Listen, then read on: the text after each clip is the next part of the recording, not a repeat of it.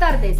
Hoy nos encontramos en El Rodadero, junto a los informantes María Daniela Piedra, Laura González, Jonathan Vargas, John Fernando Castro y mi persona, Juana Isabela Chávez.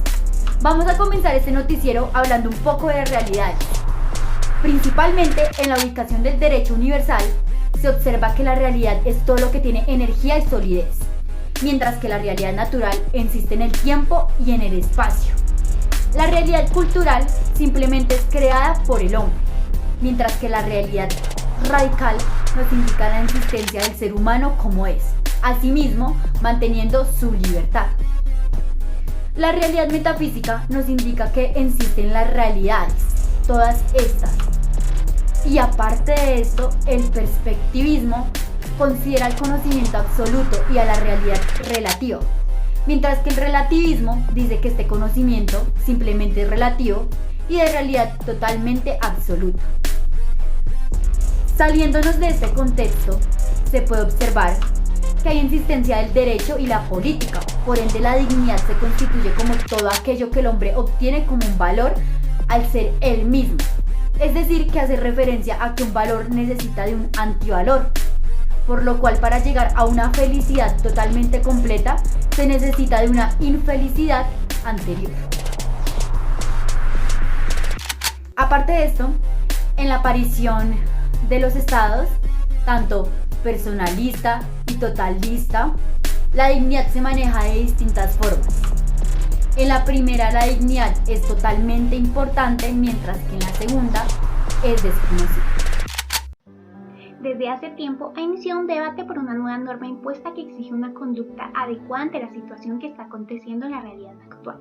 Dicho problema ha llevado al cuestionamiento de las leyes y del significado mismo del derecho. Los ciudadanos se han dividido en dos grupos, aquellos de pañuelo carmesí y aquellos de pañuelo narciso.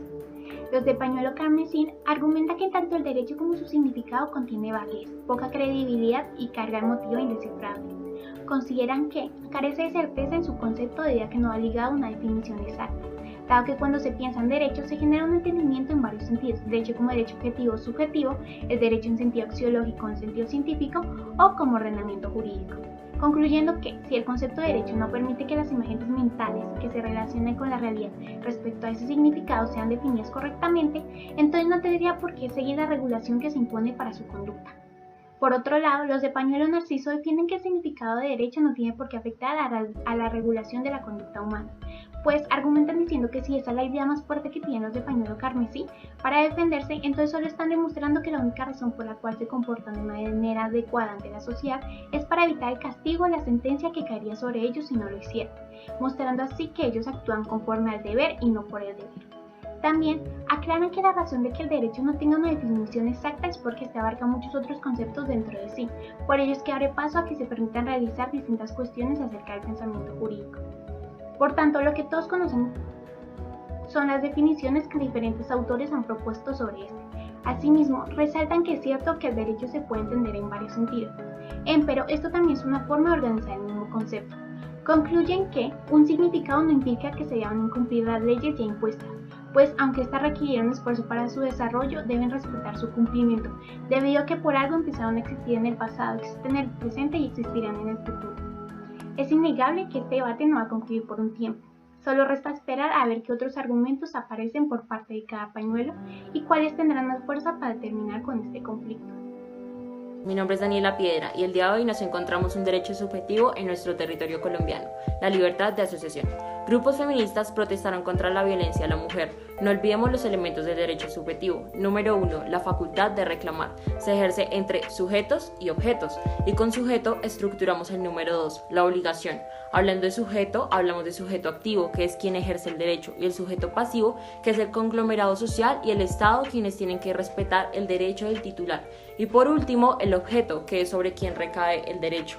Ahora nos preguntamos, ¿cuál es la función del derecho subjetivo? Es satisfacer la necesidad material, y la necesidad material de esta protesta es no más violencia contra la mujer.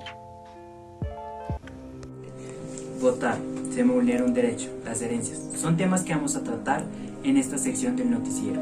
Estos temas los podemos encontrar en los derechos subjetivos, para ser más específico, en su clasificación. La clasificación de estos derechos subjetivos se pueden clasificar según donde los encontremos. Pueden ser públicos o privados. Los públicos surgen de la relación entre particulares y el Estado, y a su vez estos se clasifican en derechos políticos. Estos se encuentran en la Constitución política y estos hacen referencia a elegir y ser elegido. Aquí podemos ver el voto. Por otro lado tendríamos la protección jurídica, la protección de los derechos. Estos se pueden hacer mediante acciones ordinarias o especiales. Las ordinarias se encuentran consagradas en el Código de Ordenamiento, mientras que las especiales por acciones de tutela popular y de cumplimiento. Aquí me va a quedar un poco en la parte de tutela, puesto que este es un mecanismo de protección de los derechos fundamentales y tienen una fuerza superior sobre los demás, ya que estos tienen una relevancia mayor que sobre los otros mecanismos de protección de los derechos. Por otro lado, tendríamos los derechos subjetivos privados. Estos son aquellos que surgen entre el ejercicio de una relación entre particulares. Pueden ser extrapatrimoniales, que son aquellos que no tienen un valor económico, pero se pueden exigir de todos modos. Podemos encontrarlos, la clasificación puede ser personalísimos, que estos hacen referencia al reconocimiento de los derechos fundamentales. Y por otro lado, los derechos sociales, que estos van ligados a la definición de sociedad. Cada persona tiene un rol, entonces por lo tanto se debe cumplir o se debe respetar aquellos derechos que tiene cada persona en la sociedad. Por otro lado tendríamos los patrimoniales, clasificación pues de los derechos subjetivos privados. Estos tienen una finalidad económica y estos se dividen en singulares y universales. Los singulares son aquellos que se pueden exigir de una singularidad o sobre un bien.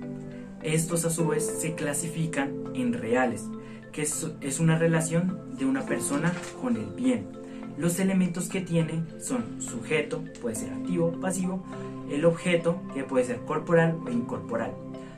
A su vez también tenemos los derechos personales o de crédito, y esto solo se reclama por una persona.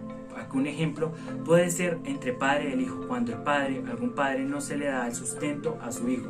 Entonces aquí la única persona que tiene derecho a reclamar este derecho, vaya la redundancia, sería el hijo. Aquí el sujeto sería activo y pasivo también. Y también el objeto, también tendría el objeto.